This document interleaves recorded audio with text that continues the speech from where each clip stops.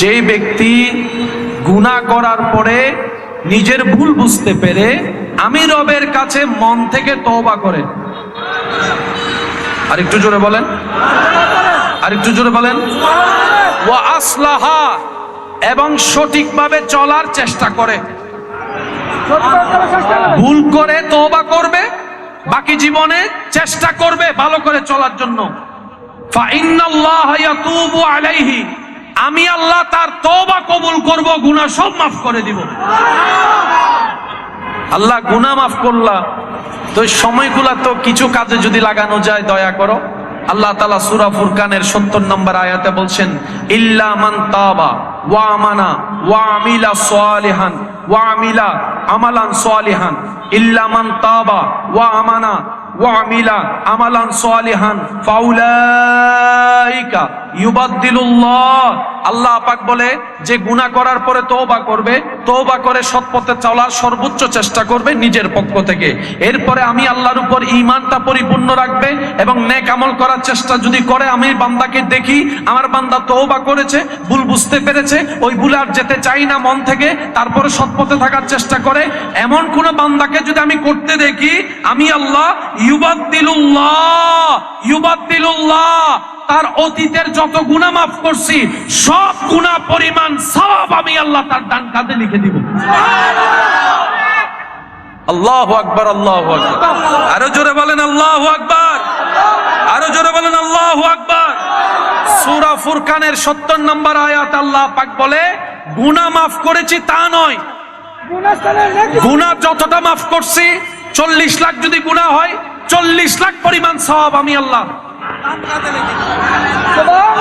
তাহলে ৪০টা বছরের লসটা লস থাকবে না, এটাও লাভ হয়ে যাবে। আর একটু জোরে বলেন সুবহানাল্লাহ। আল্লাহ রাস্তায় চললে সবচেয়ে একটা বড় প্রাপ্তি কি জানেন? এখানে শান্তি পাবেন, শান্তি, শান্তি। এই জায়গাটাতে শান্তি পাবেন, বিশ্বাস করেন। জানি না কখনো করেছেন কিনা, পারলে সময় পেলে করে দেখবেন।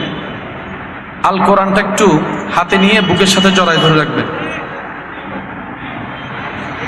চোখটা বন্ধ করে কোরআনুল কারীমকে বুকের সাথে নিয়ে শক্ত করে জড়ায় ধরে রাখবেন। প্রথম ৫-৬ সেকেন্ড হয়তো আপনার মনে হতে পারে আপনি কোরআন বুকে জড়িয়ে ধরে রেখেছেন একটা জায়গায়।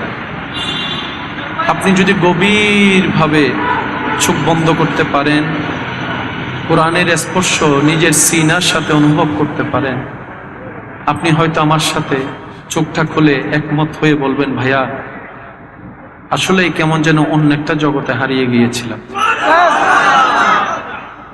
আমি কোরআনটা বুকে ধরেছি ৫-৬ সেকেন্ড, ১০ সেকেন্ড হয়তো অনুভবে ছিল, এরপর আমার কই ছিলাম, আমি কই ছিলাম, কি অবস্থা আমার একটু মনে পড়ে নাই। অথচ আমি কোরআনকে স্পর্শ করার ২ মিনিট আগেও টেনশন করছিলাম জীবন নিয়ে, কষ্ট নিয়ে, ভাবনা নিয়ে। আমার ভাবনায় শরীর কেঁপে উঠছে ভবিষ্যৎ কি হবে। কিন্তু কোরআনটা যে মুহূর্তে সিনার সাথে লাগালাম, মুহূর্তেই কেমন যেন পুরা অশান্ত হৃদয় শান্ত হয়ে গেল, সিনার মধ্যে রহমত আসা শুরু হয়ে গেল। সুবহানাল্লাহ। কোরআন এখনো পড়া শুরু করেননি, শুধু সিনায় লাগাইছেন, বুকে লাগিয়েছেন।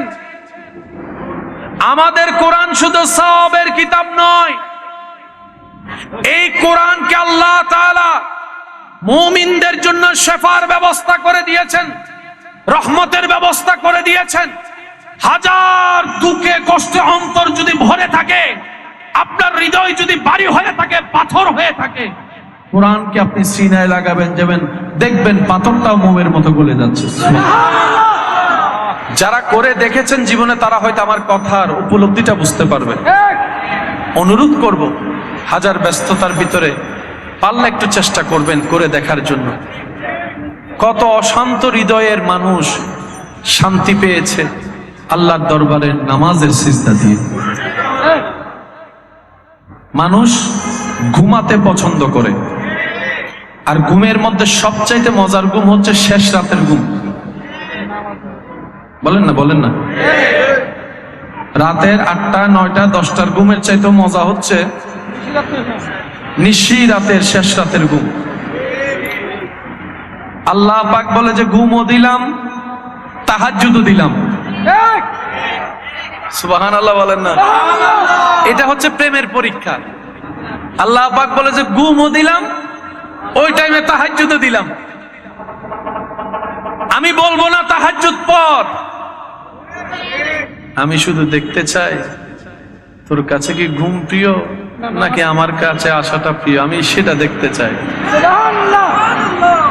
না আসলো আমি জোর করব না, তবে তুই আসলে আমি বড্ড খুশি হব বান্দা, বড্ড খুশি হব।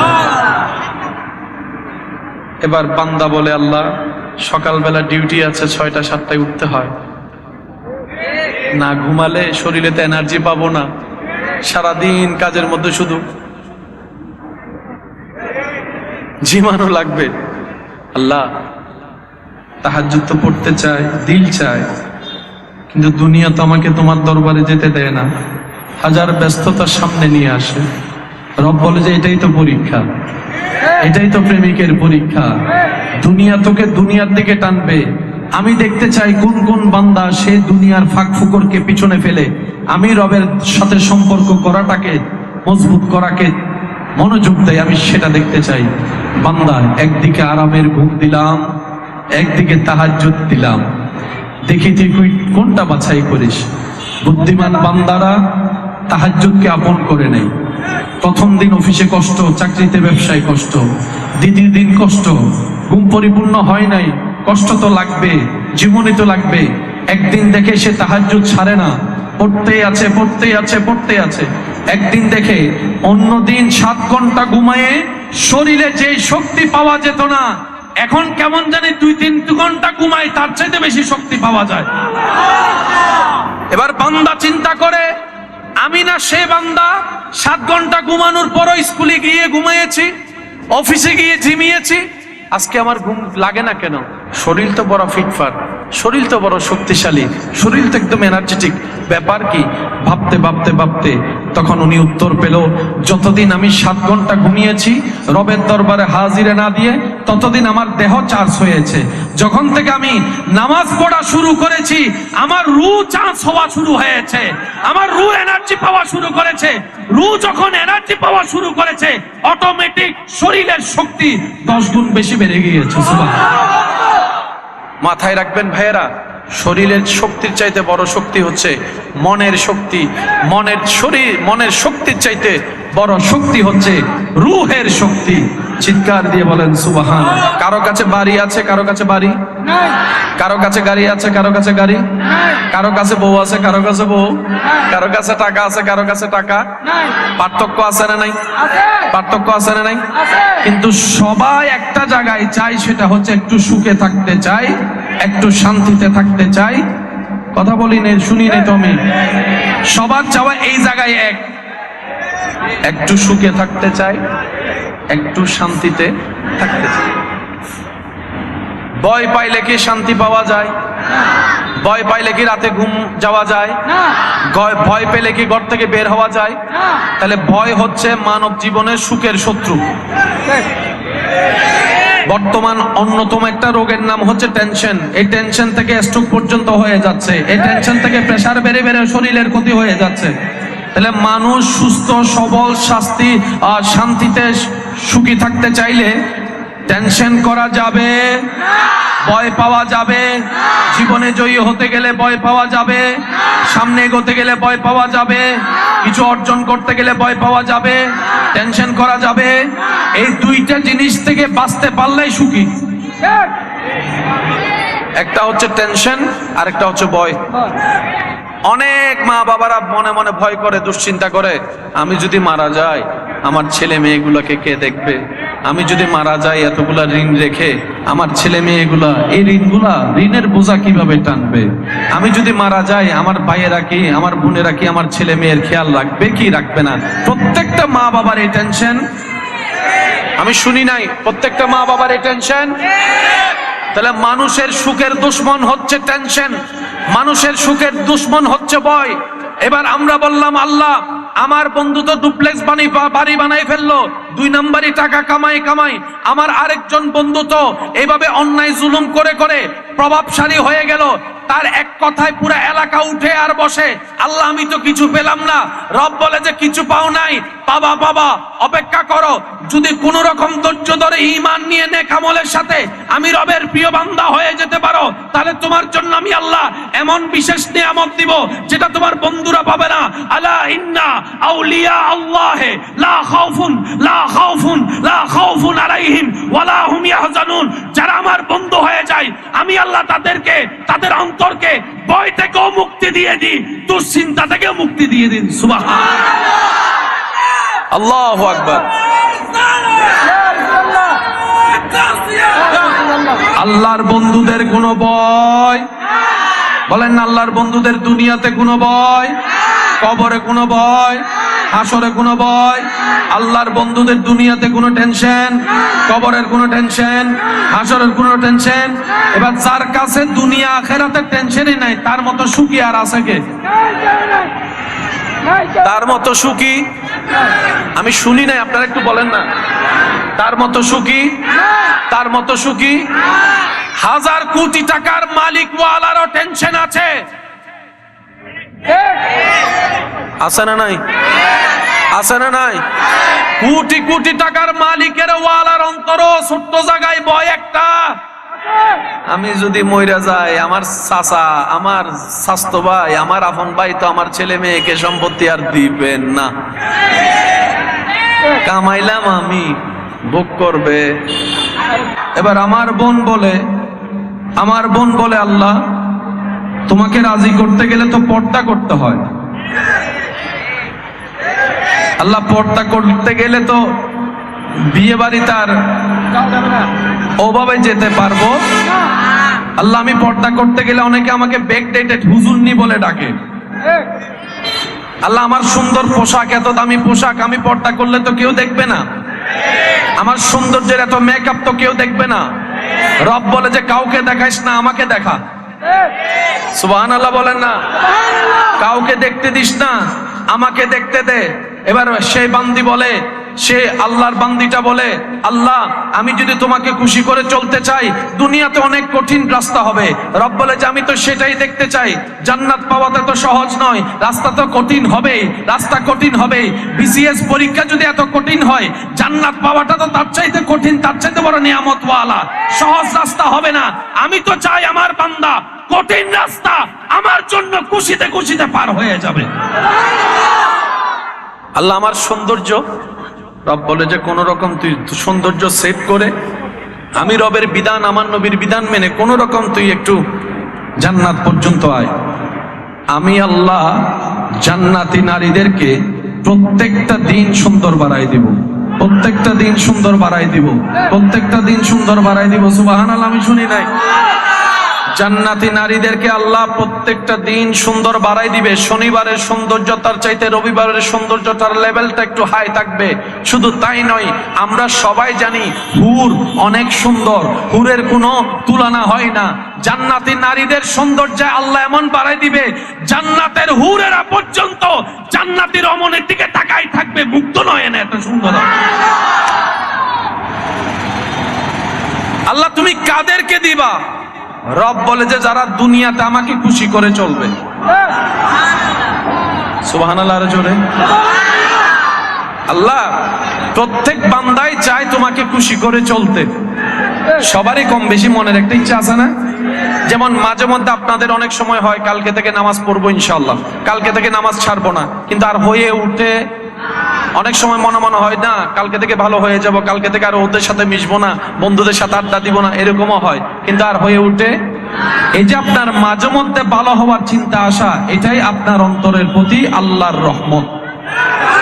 আল্লাহ চাচ্ছেন আপনি ফিরে আসেন, আল্লাহ চাচ্ছেন আপনাকে জান্নাত দিতে, আল্লাহ চাচ্ছেন আপনাকে ইজ্জতের আসনে বসাতে, আল্লাহ চাচ্ছেন আপনার হৃদয়কে রহমত দিয়ে শান্তি করে দিতে। বলেন সুবহানাল্লাহ। মাঝে মধ্যে আল্লাহ তাআলা রহমত দিয়ে আমাদেরকে ডাকে, কিন্তু আমরা সেটা বুঝতে পারি না। বলেন না, আমরা এটা বুঝতে পারি, কিন্তু আমাদের হায়াত তো দিন দিন শেষ হয়ে যাচ্ছে, বেশি দিন তো আর বাঁচবো, চাইলেও তো বাঁচবো। প্রত্যেকটা সেকেন্ডে, এই যে মুহূর্তে আমি এখন কথা বলছি, যেই মুহূর্তটাতে আপনি আমি এখন বসে আলোচনা করছি, কথা বলছি, সাক্ষাৎ করছি, কত জায়গায় এই মুহূর্তে মানুষের শেষ নিঃশ্বাসটা ত্যাগ করছে। প্রত্যেকটা সেকেন্ড মানুষ মৃত্যুর সাথে সাক্ষাৎ করছে পৃথিবীর কোনো না কোনো জায়গায়। মরতে তো হবে, চাই কিংবা না চাই, সবকিছু ছেড়ে একদিন চলে যেতে হবে এক অচেনা দেশের দিকে, অচেনা রাস্তার দিকে পাড়ি দিতেই হবে। মন চাক আর না চাক, নিঃশ্বাস বন্ধ হওয়ার যন্ত্রণাদায়ক যন্ত্রণা, একটা কঠিন কষ্ট আপনাকে আমাকে একদিন সইতে হবে, সম্মুখীন হতে হবে। সেই দিন বুঝতে পারবো তৃষ্ণা আসলে কাকে বলে। বুকের তৃষ্ণার কষ্ট যে কতটুক যন্ত্রণাদায়ক সেদিন হয়তো উপলব্ধি করতে পারবো।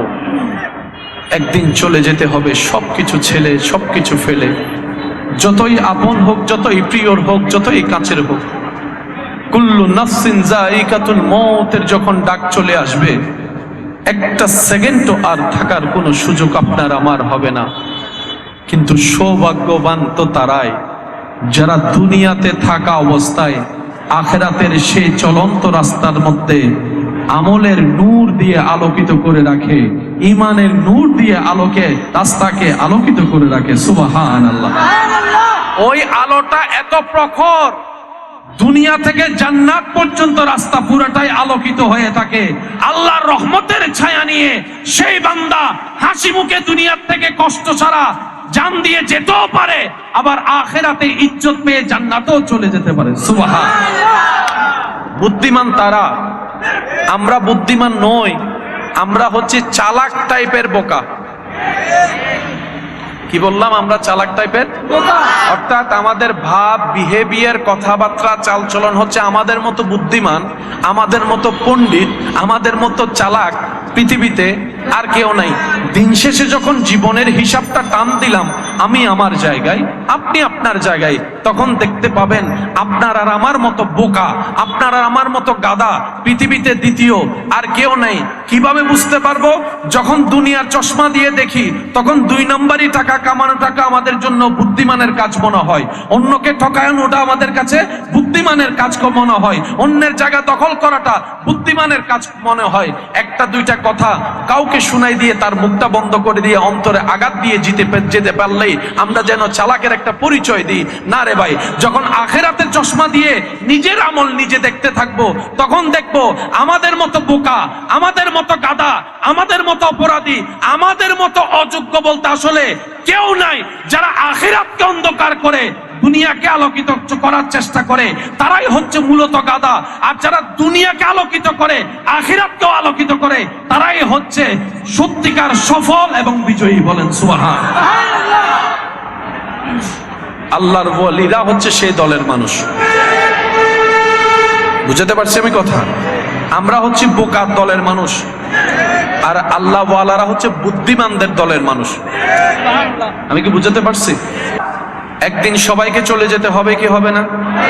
ইচ্ছা করলেও যেতে হবে, না করলেও যেতে। আমি আমার ভাইদের কাছে জানতে চাই, মৃত্যুটা যদি আপনার এমন হয় যে আপনি মসজিদে ঢুকেছেন, আল্লাহর ঘরে আপনার মৃত্যু হয়েছে, তাহলে কেমন হয়? শুনি নাই সুবহানাল্লাহ, জোরে বলেন। যদি এটাকে আপনার আনন্দের মনে হয় তাহলে সুবহানাল্লাহ বলেন।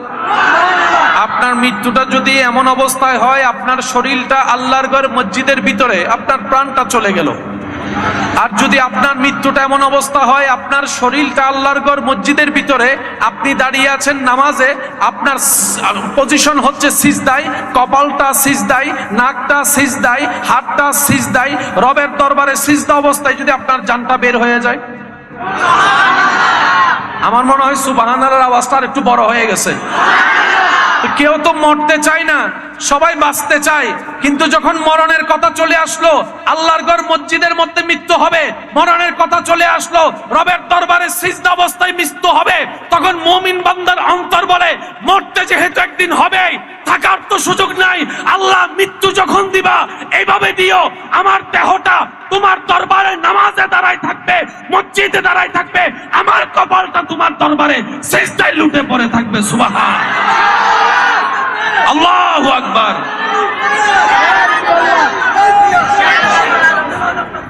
আল্লাহু আকবার, আল্লাহু আকবার, জোরে বলেন আল্লাহু আকবার। শুনি না, আরো জোরে বলেন আল্লাহু আকবার। এবার আওয়াজ দিয়ে বলেন, এর চাইতে বড় ইজ্জতের মৃত্যু আর হতে পারে? এর চাইতে ইজ্জতের মৃত্যু হতে পারে? আমার ভাই যারা উমরা করেছেন, হজ করেছেন, আপনারা জানেন, কিংবা অনেক সময় দেখেছেন, প্রত্যেক দিন 5 ওয়াক্তে আল্লাহর ঘর এবং মসজিদে নববীর মধ্যে ফরজ নামাজের পরে জানাজার নামাজ পড়া হয়। প্রত্যেক দিন। অসুস্থ হলে মানুষ দোয়া করে, দোয়া চায়, ভাই আমার জন্য একটু দোয়া করিস, আল্লাহ যেন আমার সুস্থ করে দেয়, মানে আমি আরো যেন কিছুদিন বাঁচা থাকি। বলেন না ভাই? মানুষ সবাই চায় বাঁচতে, মরতে কেউ চায় না। আমরা জান্নাত সবাই চাই, জান্নাত পাওয়া হয় মরণের পরে, হাসরের পরে। জান্নাত সবাই চায়, কিন্তু মরতে কেউ চায় না। আমাদের কথাটা হচ্ছে, কনসেপ্টটা হচ্ছে যে মরা ছাড়া ডাইরেক্ট জান্নাত। সত্য না মিথ্যা আপনারাই বলেন? মানুষের একটা হ্যাবিট হচ্ছে, আমরা বাঁচার জন্য যা দরকার তা করব।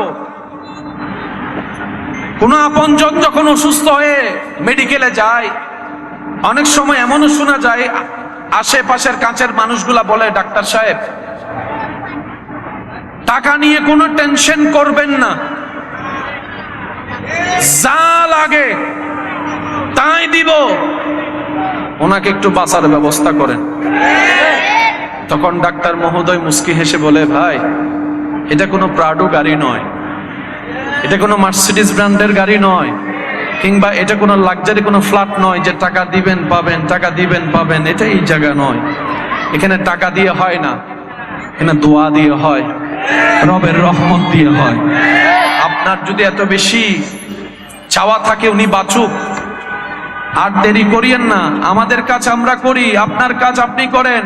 উনি বলে, ডাক্তার মহোদয় রুগী আপনার কাছে, আমার আবার কাজ কি? ডাক্তার মহোদয় বলে, আমার কাজ চিকিৎসা করা, অপারেশন করা, সেবা দেওয়া, আমি আমার কাজ করছি। আর যিনি সুস্থ দেওয়ার মালিক, আপনি ওই রবের দরবারে সিজদায় পড়ে যান, নামাজে পড়ে যান। সুবহান। আমার কাজ হাত চালানো, সুস্থতা ওনার হাতে। আমার কাজ প্রেসক্রিপশন লেখে ওষুধ শনাক্ত করে দেওয়া, সুস্থতা ওনার হাতে। আমরা উসিলা, আমরা ট্রাই করতে পারি, সুস্থতা আমাদের হাতে নাই। সুস্থতা একমাত্র যার হাতে। ইমানদার ভাইরা বুলন্দ আওয়াজ দিয়ে বলুন, তিনি কে? সুস্থতা কার হাতে? ডাক্তার মহোদয় যা টাকা লাগে দিব, বাঁচাই দেন। ডাক্তার বলে সম্ভব, ডাক্তার বলে সম্ভব। আপনারা মনে হয় আমার কথা শুনতে পাচ্ছেন না, পিছন পর্যন্ত শুনলে একটু আওয়াজ দেন। ডাক্তার বলে সম্ভব। পৃথিবীর সবাই বাঁচতে চায়, দরকার হলে এমন অনেকে আছে চিকিৎসা করাতে গিয়ে জায়গা সম্পত্তি সব বিক্রি করে চিকিৎসা করাইছে। তো আমরা সিডিংকে বাঁচাতে কেন হতা হয়? মরিও গিয়ে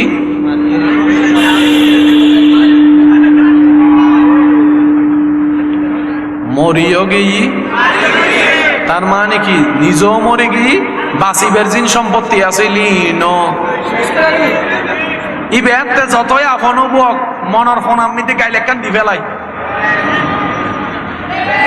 বাস্তব না বাস্তব হন ভাই, যতই হইল যে টুরো বুক হাসো মাঝাতে টিয়া খরচ গরম করে, এত হতে মরি যাইলে ভালো হইতো। হারানিবের যে কন্ডিশন বাঁচিবের কোনো সুযোগ, সুতরাং আর মারি লাভ কি?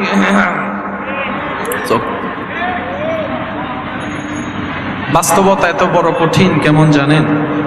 অনেক সময় মানুষ আপন মানুষের উপর বিরক্ত হয়ে যায়, বাধ্য হয়ে। দীর্ঘদিন অসুস্থ থাকার পরে যদি তার পিছনে অডেল টাকা খরচ করতে হয়, সারাদিন যদি ডাক্তার চিকিৎসা নিয়ে দৌড়াদৌড়ি করতে হয়, সারাদিন যদি তার শরীরের তার প্রস্রাব পায়খানা পরিষ্কার করতে হয়, একটা সময় আপনরাও বিরক্ত হয়ে যায়। তখন আর ভালোবাসা থাকে? আর অনেকে ভালোবেসে বাধ্য হয়ে করে, কিন্তু তারপরও মনে মনে একটা বিরক্ত। আর যখন তার পিছনে চিকিৎসার কাজে টাকা খরচ করতে করতে জায়গা বিক্রি করা লাগে, ফ্ল্যাট বিক্রি করা লাগে, গাড়ি বিক্রি করা লাগে, একটা সময় মানুষ বলে ফেলে, মরেও গেল, মাইরাও গেল, সব নিয়েও গেল, নিজেও চলে গেল। দুনিয়ার একটা নিয়ম, মানুষ সর্বদা বাঁচতে চায়, কিন্তু তাজ্জুব হয়ে যায়, অবাক হয়ে যায়। আমার মুরব্বীরা হয়তো অনেকে আমার সাথে একমত পোষণ করবেন। অনেক সময় মুরব্বীরা উমরা করতে গেলে, হজে গেলে, আল্লাহর ঘরে গেলে, মদিনা শরীফে গেলে এখান থেকে মানুষকে বলে, ভাই দোয়া করিস আমার যেন আর আসতে না হয়, দোয়া করিস আমার যেন আর আসতে না হয়, দোয়া করিস আমার মৃত্যুটা যেন মক্কাতুল মুকাররমায় হয়ে যায়, দোয়া করিস আমার মৃত্যুটা যেন মদিনাতুল মুনাওয়ারায় হয়ে যায়। ভাই একটু দোয়া করিস আমার শেষ নিঃশ্বাসটা যেন আল্লাহর ঘর তাওয়াফ করতে করতে হয়ে যায়, আল্লাহর ঘর তাওয়াফ করতে হয়ে যায়। আমার জবানে থাকবে লাব্বাইক আল্লাহুম্মা লাব্বাইক, লাব্বাইক লা শারীকা লাক লাব্বাইক, ইন্নাল হামদা ওয়ান নি'মাতা লাকা ওয়াল মুলক লা শারীকা লাক লাব্বাইক।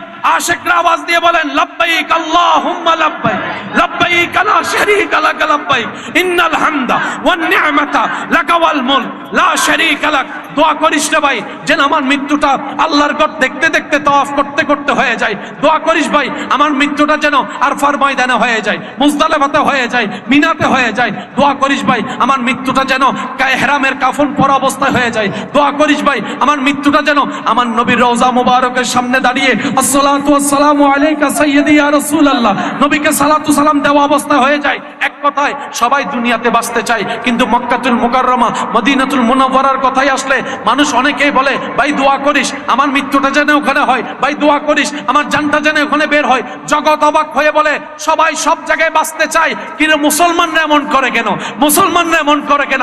তখন মুসলমানরা উত্তর দেয়, আরে মুসলমানদেরকে তোমরা ব্রেন দিয়ে বুঝতে পারবে না। মুসলমানদেরকে বুঝতে গেলে একটা অন্তর দরকার, যে অন্তরে আদবে মুস্তাফা থাকতে হবে, যে অন্তরে আল্লাহর ভয় থাকতে হবে, যে অন্তরে আল্লাহর বিশ্বাস থাকতে হবে। মুসলমানদেরকে দিয়ে তো মুসলমানদেরকে থার্মোমিটার দিয়ে মাপা যায় না, মুসলমানদেরকে কম্পিউটার দিয়ে যাচাই বাছাই করা যায় না। সত্যিকার মুসলমানদেরকে হৃদয় দিয়ে বুঝতে হয়, হৃদয় দিয়ে ভালোবাসতে হয়, হৃদয় দিয়ে অনুভব করতে হয়। মুসলমানদের প্রেম তোমরা কল্পনা করতে পারবে না।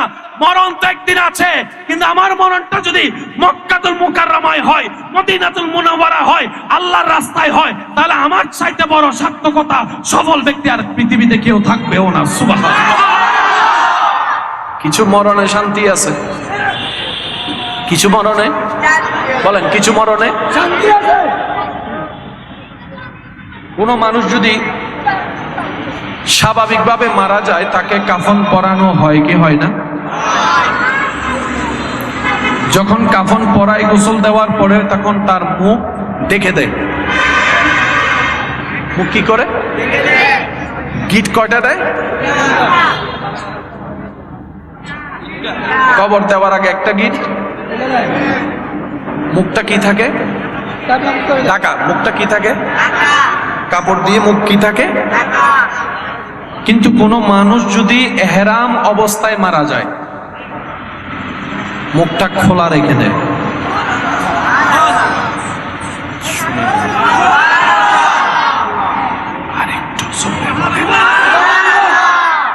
ইহরাম সারা হলে মুখ রেখে দেয়।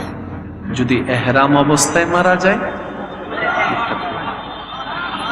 তো কখনো যদি এরকম কোথাও দেখেন মক্কাতুল মুকাররমায়, মদিনাতুল মুনাওয়ারায় জানাজার নামাজ হচ্ছে, লাশ, 5টা লাশের চেহারা ঢাকা, একটা লাশের চেহারা খোলা, বুঝে নিবেন ওনার ইহরাম অবস্থায় ইন্তেকাল হয়েছেন। ইসলাম কত সুন্দর! আল্লাহু আকবার, আল্লাহ। বিয়ের যাত্রায়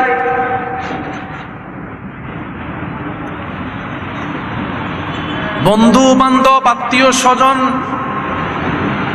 সামনে থাকে, বর পিছনে থাকে। আজকের অনুষ্ঠানের উনি হচ্ছেন ভিআইপি গেস্ট, সামনে কিছু থাকবে রাস্তা ক্লিয়ার করে। বলি বলি বলি, রাস্তা কি করে? ক্লিয়ার করে। কেউ আগাম গিয়ে জানিয়ে দেয় জামাই মশাই আসছে। যতই ভিআইপি হোক, বিয়ের দিন জামাই থাকে, স্বামী থাকে, বর থাকে পিছনে, বন্ধু বান্ধব 1-2 হলেও থাকে সামনে। কিন্তু মানুষ যখন মারা যায়,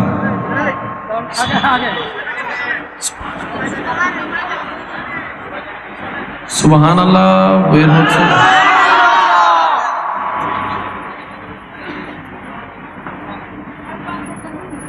মানুষ যখন মারা যায়, লাশটা যখন খাটিয়াতে উঠে, ইসলাম এমন সম্মান দিয়েছে একজন মৃত ব্যক্তিকে, সে যেই হোক, ইসলাম বলে তাকে সামনে রাখো। ইমামগণ পিছনে যাও, মুফতি মুহাদ্দিস পিছনে যাও, এমপি মন্ত্রী পিছনে যাও, সমাজের সর্দার পিছনে হাঁটো, বাবারা পিছনে হাঁটো, দাদা নানা পিছনে হাঁটো, বয়োজ্যেষ্ঠ পিছনে হাঁটো, পাওয়ারফুল ব্যক্তি পিছনে হাঁটো, টাকাওয়ালা পিছনে হাঁটো, টাডুওয়ালা পিছনে হাঁটো, ফ্যাক্টরির মালিক তুমি পিছনে হাঁটো। আজকে ওকে সামনে দাও। জগৎ বলে আমি এত বড় পাওয়ারফুল হওয়ার পরেও আমি পিছনে, কিন্তু একজন রিকশা চালক খাটিয়ে উঠার কারণে সামনে। ইসলাম তুমি যেহেতু মর্যাদা দিয়েছো, নিশ্চয় কোনো না কোনো কারণ তো আছে, কারণটা বড্ড জানতে ইচ্ছা করে। তখন ইসলাম বলে তুমি এখনো যেটা হতে পারোনি সে সেটা হয়েছে। বলে যে কি হয়েছে? বলে যে প্রত্যেকটা মৃত ব্যক্তি আল্লাহর মেহমান হয়ে যায়। আল্লাহর কি? জোরে বলেন আল্লাহর কি? আল্লাহর মেহমানকে সামনে দাও। এ বক্তা পিছনে, এই আলোচক পিছনে, ও মার্সিডিস ওয়ালা এই পিছনে নহর আর কেন জোর হন নভরিব না। ও এমপি, ও চেয়ারম্যান, ও আইফোন ওয়ালা, ও স্যামসাং ওয়ালা, ও ফ্ল্যাট বার্ডের মালিক, ও বাড়ির জমিদার, সামনে দাও, ওরে সামনে দাও। মালিক বলো আমার ঘরের দারোয়ান, সারা জীবন আমার পিছনে হাঁটছে, আজকে কেন আমি পিছনে? কয় তুমি এখনো রবের মেহমান হতে পারো নাই, সে রবের মেহমান হয়ে গিয়েছে। সুবহান। আপনারা শুনলে তাজ্জুব হবেন, অবাক হবেন। অনেক অন্য ধর্মের মানুষ ইসলামের এই শেষ যাত্রা নিয়ে গবেষণা করে দেখে মুগ্ধ হয়ে অনেকেই কালিমা পড়ে মুসলমান হয়ে গিয়েছে। প্রত্যেকটা দিন ইসলাম ধর্মে হাজার হাজার মানুষ স্বইচ্ছায় কালিমা পড়ে মুসলমান হচ্ছে। মুসলমানের সংখ্যা কেউ কমাতে পারবে না। চেষ্টাকারী চেষ্টা করেছে, করছে, করবে। এই শত্রুতা আজকের থেকে নয়, নিয়তের শত্রুতা এক, স্টাইল ভিন্ন হয়েছে। তবে জেনে রাখবেন, মনে রাখবেন, ইসলামকে ধ্বংস করা যাবে না, কোরআনকে ধ্বংস করা যাবে না, নবীর ইজ্জতকে ধ্বংস করা যাবে না, ইসলামকে ধ্বংস করা যাবে না। কারণ ইসলামের হেফাজতকারী, রক্ষাকারী স্বয়ং রব্বুল আলামিন নিজেই। দুই হাত তুলে দেখাই, বলেন ঠিক কিনা?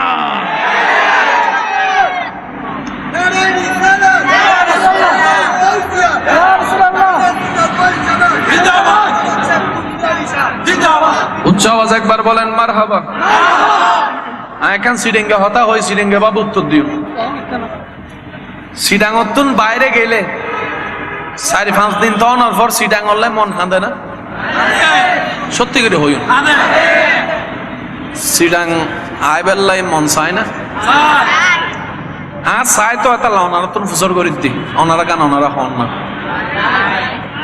সিডাঙর বাতাসি বেকেনা ভিন্ন ভিন্ন বাংলা। সিডাঙ মিদ্দি ধাক্কা খাইলেও মজা লাগে, জামত ফুললেও মজা লাগে। সিডাঙর বাজার বাতাসের আলাদা অনুভব আছে না নাই? সিডেঙ্গে ভাষার মজা যতই অনেক সাধু ভাষা হন, যতই অনেক কেমন আছো, ভালো আছি, যতই হন, যতক্ষণ পর্যন্ত নুনে অবদ্ধা মা দিলেন খুশি ভাইয়া ভাত খেয়েছেন, হানত লাগে, দিলুন না লাগে, ওরা ভাত খাইস না, ওরা হতে ন মজা আছে। সিডেঙ্গে নাই ভাঙলার কেন তো বলছো না হতে ওজন আর হোম ডিস্ট্রিক্ট তো সিডাং ন আই কিনলে ঠিক হইতাম। আমি অনেক থাকতে থাকতে 80% সিডেঙ্গে হয়ে গিয়ে অনার হতাও নিলে বাইনছেন বা বুঝিন না পারে অনেকে বাইরের নাকি সিডেঙ্গের আসে না, নাইলে বলছেন আসে না। সিডাঙ্গর বাইরে বাড়ি হার হার আছে, লাগাত তোলন চাকে না, এই তো বহুজন আছে, বহুজন আছে। ইতারাও থাকতে থাকতে এখন কি হয়ে সিডেঙ্গে হন আর থাকতে থাকতে কি সিডেঙ্গের নান স্বাদ, সিডেঙ্গের নান মজা। বাইরে অনমিককে ইয়ে নলদে আর চট্টগ্রাম আওয়াজে মিললে ছোট ঈদে এত আস্তে করে হইলে রে ইলে তো সিডিং এ তো ডঙ্গে বানাই দম করিব ওনারা জোরহন ইয়ে আর চট্টগ্রাম ঠিক না ইয়ে আর সিডাং আরো জোরহন ইয়ে আর বারাউলিয়ার দেশ একবার হন মারহাবা। একটা রাস্তা খোলা আছে, সেটা হচ্ছে ওলি হওয়া। বলেন তো কি হওয়া? এই অপশনটা কিয়ামত পর্যন্ত খোলা থাকবে আল্লাহর পক্ষ থেকে সবার জন্য। এই পথ পেতে চেষ্টা করতে হবে কাদেরকে? আমাদেরকে। গুনাহ বেশি করতে হবে নাকি সওয়াব বেশি করতে হবে? যদি সবাই শুনে থাকেন একটু আওয়াজ দিবেন, গুনাহ বেশি করতে হবে নাকি সওয়াব বেশি করতে হবে? আল্লাহর প্রিয় পছন্দের হতে গেলে কি গুনার কাজ বেশি করতে হবে নাকি সওয়াবের কাজ বেশি করতে হবে? এই পর্যন্ত আমি আমার জীবনে, আপনি আপনার জীবনের হিসাবটা যদি একটু টান দিই, তাহলে রায়টা কি দাঁড়ায় একটু বলবেন সবাই। আমরা কি এই জীবনে বুঝ হওয়ার পর থেকে কি সওয়াব বেশি করেছি না গুনাহ বেশি করছি?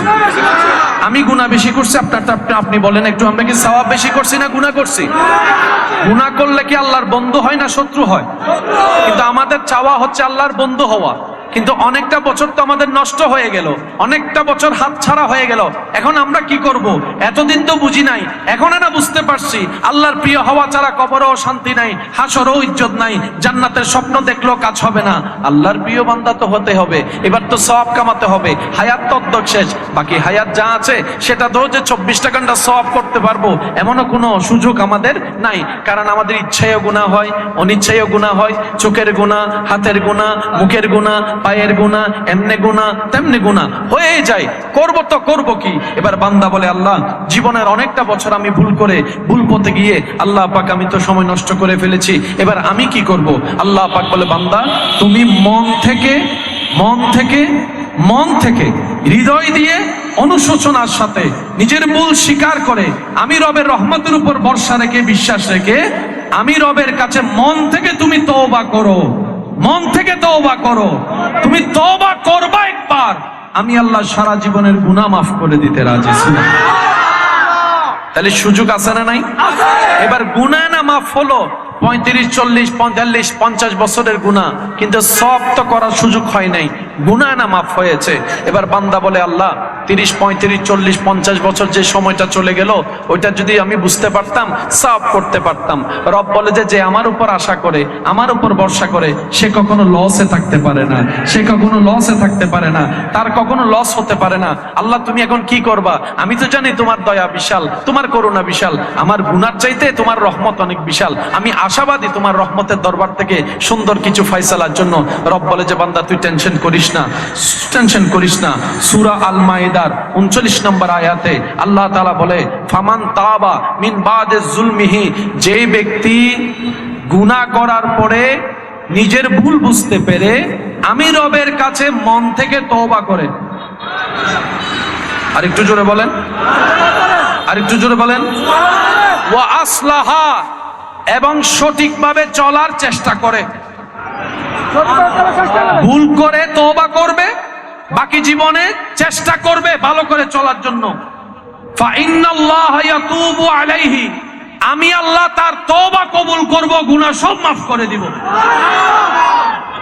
আল্লাহ গুনাহ মাফ করলা, তো সময়গুলা তো কিছু কাজে যদি লাগানো যায়, দয়া করো।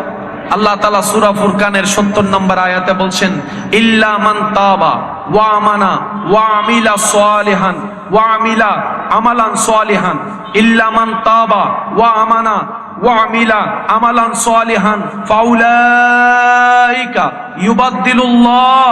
আল্লাহ পাক বলে যে গুনাহ করার পরে তওবা করবে, তওবা করে সৎ পথে চলার সর্বোচ্চ চেষ্টা করবে নিজের পক্ষ থেকে, এরপরে আমি আল্লাহর উপর ঈমানটা পরিপূর্ণ রাখবে এবং নেক আমল করার চেষ্টা যদি করে, আমি বান্দাকে দেখি আমার বান্দা তওবা করেছে, ভুল বুঝতে পেরেছে, ওই ভুল আর যেতে চাই না মন থেকে, তারপরে সৎ পথে থাকার চেষ্টা করে, এমন কোন বান্দাকে যদি আমি করতে দেখি, আমি আল্লাহ ইউবাদদিলুল্লাহ তার অতীতের যত গুনাহ মাফ করছি, সব গুনাহ পরিমাণ সওয়াব আমি আল্লাহ তার ডান কাঁধে লিখে দিব। আল্লাহু আকবার, আল্লাহু আকবার। আরো জোরে বলেন আল্লাহু আকবার, আরো জোরে বলেন আল্লাহু আকবার। সূরা ফুরকানের 70 নম্বর আয়াত আল্লাহ পাক বলে, গুনাহ মাফ করেছি তা নয়, গুনাহ যতটা মাফ করছি, 40 লাখ যদি গুনাহ হয়, 40 লাখ পরিমাণ সওয়াব আমি আল্লাহ। তাহলে 40টা বছরের লসটা লস থাকবে না, এটাও লাভ হয়ে যাবে। আর একটু জোরে বলেন সুবহানাল্লাহ। আল্লাহ রাস্তায় চললে সবচেয়ে একটা বড় প্রাপ্তি কি জানেন? এখানে শান্তি পাবেন। শান্তি, শান্তি। এই জায়গাটাতে শান্তি পাবেন, বিশ্বাস করেন। জানি না কখনো করেছেন কিনা, পারলে সময় পেলে করে দেখবেন। আল কোরআনটা একটু হাতে নিয়ে বুকের সাথে জড়ায় ধরে রাখবেন, চোখটা বন্ধ করে কোরআনুল করিমকে বুকের সাথে নিয়ে শক্ত করে জড়ায় ধরে রাখবেন। প্রথম 5-6 সেকেন্ড হয়তো আপনার মনে হতে পারে আপনি কোরআন বুকে জড়িয়ে ধরে রেখেছেন একটা জায়গায়।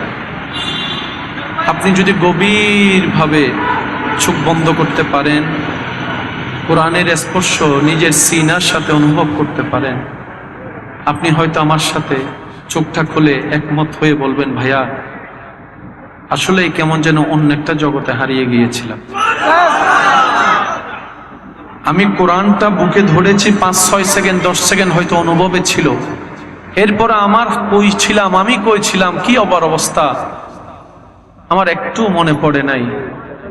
অথচ আমি কোরআনকে স্পর্শ করার 2 মিনিট আগেও টেনশন করছিলাম জীবন নিয়ে, কষ্ট নিয়ে, ভাবনা নিয়ে। আমার ভাবনায় শরীর কেঁপে উঠছে ভবিষ্যৎ কি হবে। কিন্তু কোরআনটা যে মুহূর্তে সিনার সাথে লাগালাম, মুহূর্তেই কেমন যেন পুরা অশান্ত হৃদয় শান্ত হয়ে গেল, সিনার মধ্যে রহমত আসা শুরু হয়ে গেল। সুবহানাল্লাহ। কোরআন এখনো পড়া শুরু করেননি, শুধু সিনায় লাগাইছেন, বুকে লাগিয়েছেন। আমাদের কোরআন শুধু সওয়াবের কিতাব নয়, এই কোরআনকে আল্লাহ তাআলা মুমিনদের জন্য শেফার ব্যবস্থা করে দিয়েছেন, রহমতের ব্যবস্থা করে দিয়েছেন।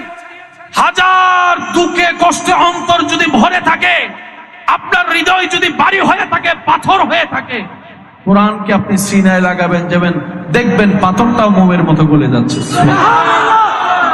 যারা করে দেখেছেন জীবনে, তারা হয়তো আমার কথার উপলব্ধিটা বুঝতে পারবেন। অনুরোধ করব, হাজার ব্যস্ততার ভিতরে পারলে একটু চেষ্টা করবেন করে দেখার জন্য। কত অশান্ত হৃদয়ের মানুষ শান্তি পেয়েছে আল্লাহর দরবারে নামাজের সিজদা দিয়ে। মানুষ ঘুমাতে পছন্দ করে, আর ঘুমের মধ্যে সবচাইতে মজার ঘুম হচ্ছে শেষ রাতের ঘুম। বলেন না, বলেন না। রাতের 8টা 9টা 10টার ঘুমের চাইতে মজা হচ্ছে নিশি রাতের শেষ রাতের ঘুম। আল্লাহ পাক বলে যে ঘুমও দিলাম, তাহাজ্জুদও দিলাম। সুবহানাল্লাহ বলেন না। এটা হচ্ছে প্রেমের পরীক্ষা। আল্লাহ পাক বলে যে ঘুমও দিলাম, ওই টাইমে তাহাজ্জুদও দিলাম। আমি বলবো না তাহাজ্জুদ পড়, আমি শুধু দেখতে চাই তোর কাছে কি ঘুম প্রিয় নাকি আমার কাছে আসাটা প্রিয়, আমি সেটা দেখতে চাই। না আসলে আমি জোর করব না, তবে তুই আসলে আমি বড্ড খুশি হব বান্দা, বড্ড খুশি হব। এবার বান্দা বলে, আল্লাহ সকালবেলা ডিউটি আছে, 6টা 7টায় উঠতে হয়, না ঘুমালে শরীরে তো এনার্জি পাবো না, সারাদিন কাজের মধ্যে শুধু ঝিমানো লাগবে। আল্লাহ তাহাজ্জুদ তো পড়তে চায়, দিল চায়, কিন্তু দুনিয়া তো আমাকে তোমার দরবারে যেতে দেয় না, হাজার ব্যস্ততার সামনে নিয়ে আসে।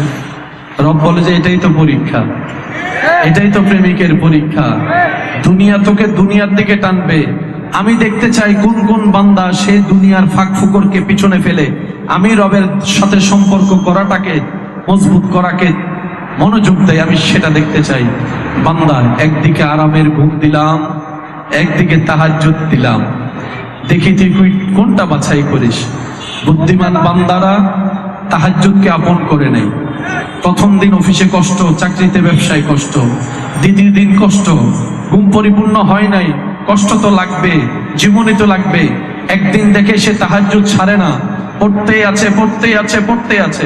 একদিন দেখে অন্যদিন 7 ঘন্টা ঘুমায়ে শরীরে যে শক্তি পাওয়া যেত না, এখন কেমন জানি 2-3 ঘন্টা ঘুমাই তার চাইতে বেশি শক্তি পাওয়া যায়। এবার বান্দা চিন্তা করে, আমি না সে বান্দা 7 ঘন্টা ঘুমানোর পরও স্কুলে গিয়ে ঘুমিয়েছি, অফিসে গিয়ে ঝিমিয়েছি, আজকে আমার ঘুম লাগে না কেন? শরীর তো বড় ফিটফাট, শরীর তো বড় শক্তিশালী, শরীর তো একদম এনার্জেটিক, ব্যাপার কি? ভাবতে ভাবতে ভাবতে তখন উনি উত্তর পেল, যতদিন আমি 7 ঘন্টা ঘুমিয়েছি রবের দরবারে হাজিরে না দিয়ে, ততদিন আমার দেহ চার্জ হয়েছে। যখন থেকে আমি নামাজ পড়া শুরু করেছি আমার রূহ চার্জ হওয়া শুরু হয়েছে, আমার রূহ এনার্জি পাওয়া শুরু করেছে। রূহ যখন এনার্জি পাওয়া শুরু করেছে, অটোমেটিক শরীরের শক্তি 10 গুণ বেশি বেড়ে গিয়েছে। সুবহানাল্লাহ। মাথায় রাখবেন ভাইয়েরা, শরীরের শক্তির চাইতে বড় শক্তি হচ্ছে মনের শক্তি।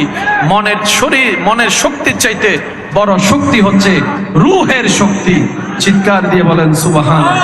সেজন্য আলা বিযিক্রিল্লাহি তাতমাইন্নুল কুলুব, যত রবের স্মরণে আপনার সময় কাটবে তত আপনার রূহ চার্জ হতে থাকবে, রূহ শক্তিশালী হতে থাকবে। সেজন্যই তো খেয়াল করেছেন রমজান মাসে না খেয়ে থাকলেও শরীরে আলাদা শক্তি লাগে, ইফতারের পর খাওয়ার পরে পুরো শরীর দুর্বল হয়ে যায়। সারাদিন না খেয়ে থেকে যে এনার্জি পাওয়া যায়, কেমন জানি রাতে খাওয়ার পর সে এনার্জিটা আর পাওয়া যায় না। জগৎ বলে অবাক কাণ্ড, অন্য মাসে খাইলে শক্তি পায়, রমজানে না খাইলে শক্তি। তখন ইসলাম বলে রমজানে না খাওয়ার ভিতরে তো তোমার রূহের খাবার হয়ে যাচ্ছে, রূহের খাবার হয়ে যাচ্ছে। তোমার রূহ ভিতর থেকে যত শক্তিশালী হবে তত তুমি দুনিয়াতে টিকে থাকার মজবুত শক্তি পেয়ে যাবে। সুবহানাল্লাহ। আল্লাহ তাআলা আমাদের সবাইকে বুঝার তৌফিক দান করুন।